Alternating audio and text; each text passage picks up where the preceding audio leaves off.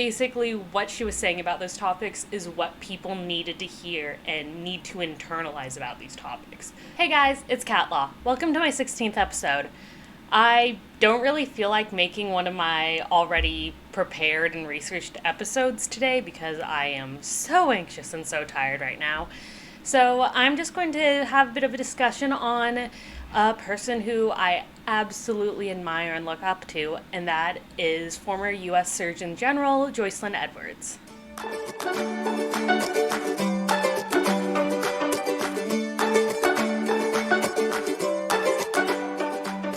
So for those of you who are new here, welcome. I'm a public health communicator, which is a type of science communicator that also discusses the social issues, philosophy, and applications of public health in addition to healthcare and medical science. Make sure to subscribe and turn on notifications, as I do try to upload content fairly frequently and I'm not going by a specific schedule. For those of you who are returning, welcome back. I love you all. I'm not really going to be talking about any medical science-y or healthcare things today, so I guess I'll still say this. As a disclaimer, I am not a medical doctor, a public health official, or a public health expert. This is not medical advice, this is not public health advice. These are just things I like talking about because it's what I study right now. So on to today's topic, we are talking about former Surgeon General Jocelyn Elders. So, why do I admire her so much? First off, she is a pediatric endocrinologist. That is one of the specialties that absolutely fascinates me. It's children and hormones, and it's crazy cool. That's the technical term, crazy cool. We use it in academia.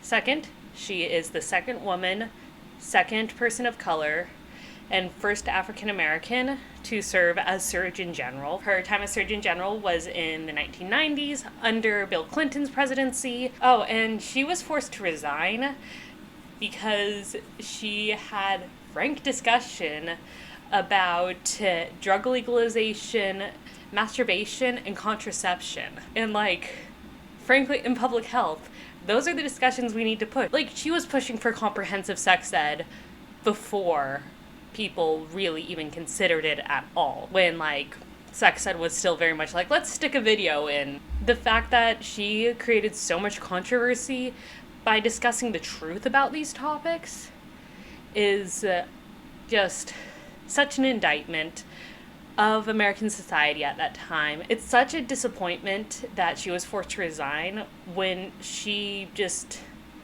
is unlike someone like that, who speaks like that, who is willing to speak on those topics on a federal platform. Basically, what she was saying about those topics is what people needed to hear and need to internalize about these topics. And yeah, she's amazing.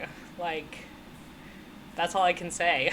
So anyway, maybe let's talk about exactly what got her in so much trouble and why she was forced to ultimately resign from her position as Surgeon General. The first set of comments that drew fire were based on drug legalization, and she had publicly suggested that legalizing drugs would help reduce crime, and the connection between legalizing drugs and crime reduction could be studied.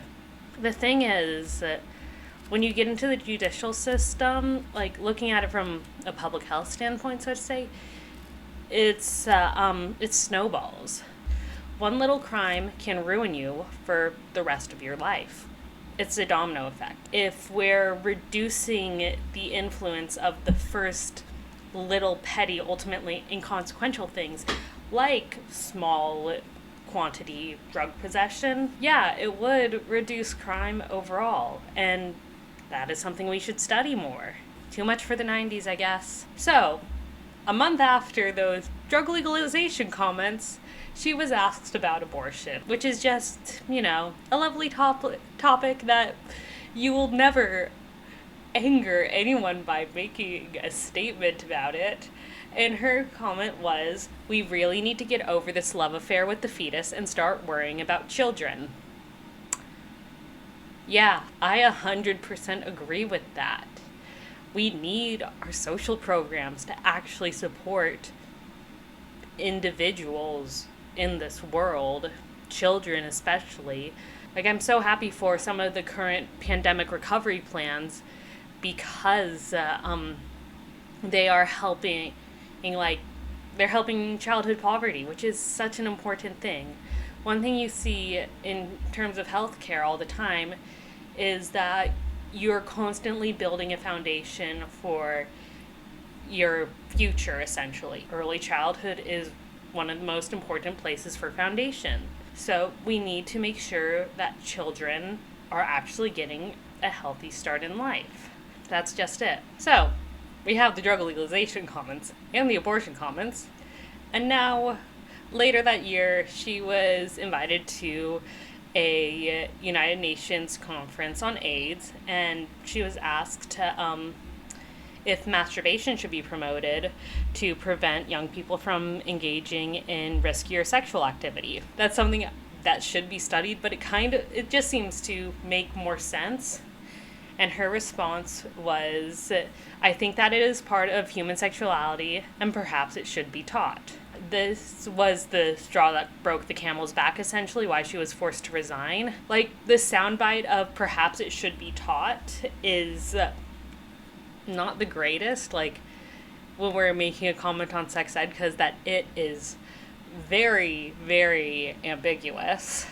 However, like, I mean, I read it as, like, in the context of sex ed health class, yeah, telling people masturbation is a good option rather than engaging in sexual activity, especially risky sexual activity. We shouldn't be telling people to absolutely suppress their sexuality 100%. Unfortunately, that is why she was forced to resign from Bill Clinton's White House. Yeah, Bill Clinton. Yeah. So after her time as Surgeon General, Jocelyn Elders went back to the University of Arkansas to be a professor of pediatrics for the medical school there. And now she's currently Professor Emerita for the institution, which basically is a fancy way of saying she's retired. She's a retired professor. And she still is on the lecture circuit, and she has continued to speak out on the topics that we need to speak about. So she's appeared on an episode of Penn and Teller Bullshit, their TV show, and this one was specifically about debunking abstinence. On this, she says she considers abstinence-only programs to be child abuse. I agree with that so much. Education, like abstinence-only education, is not beneficial at all. So she continues to push for and participate in projects that are for improving sexual health education and improving the standing and presence of comprehensive sex ed throughout the United States. And also, she has come out in support of legalizing marijuana. Like, again, we need to be legalizing and decriminalizing drugs for the benefit of the population. Like, for the benefit of public health. It's just what the research has shown us. However, people are letting their pearl-clutching moralities get in the way of actually benefiting people. So yeah, that's kind of my just discussion of why Jocelyn Elders is awesome and why I love her so much. Like, as a public figure, she is really amazing.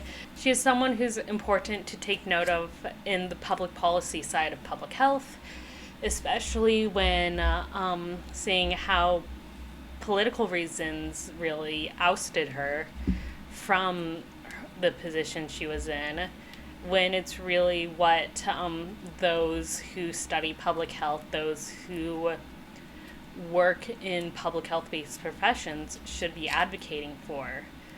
We need to be able to treat people for medical issues rather than criminalize them for drug problems. We really need to make sex ed, comprehensive sex ed, available along with contraception and counseling, as these are efforts that will reduce teen pregnancy, STD spread, sexual abuse, all of those. And we need to understand the importance of bodily autonomy, along with seeing where where we fail in social support that drives people's need for abortions, even if a pregnancy is wanted. Yep, that's today's episode. I did literally zero preparation besides opening up Jocelyn Elders' Wikipedia page for this episode, and that's only to fact check myself as I spoke about her and to make sure my quotes were right. Please like, subscribe, comment, check out my socials below. Twitter is really where I am just to kind of rant about life. It's just constant internal monologue becoming less internal. Yeah. So, anyways, stay safe, wear a mask, advocate for good causes within public health, and I'll see you guys later.